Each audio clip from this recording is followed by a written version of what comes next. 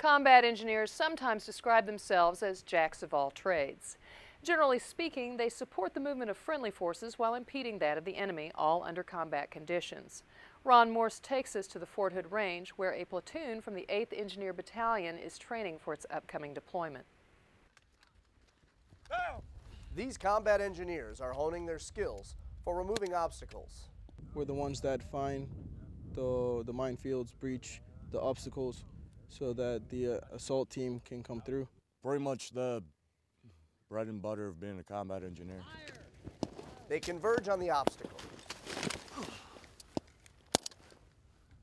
But something as simple as movement becomes complex when taking fire.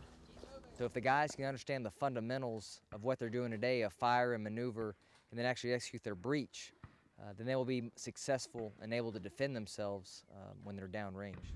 The training begins with blanks. Then it's time for live fire.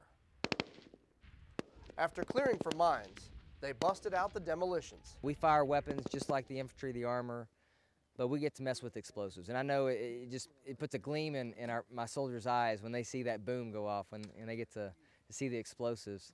Got the best job on the planet. I get to play with firearms and explosives. Fire in the hole. It's a hard job, and it makes you feel better when you go home.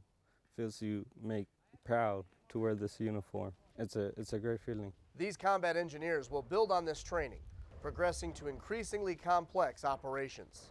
What they're learning could ultimately save their lives when we're deployed. The 8th Engineer Battalion will head to Afghanistan this winter. From the West Range of Fort Hood, Texas, I'm Ron Morse, 3 Corps Public Affairs.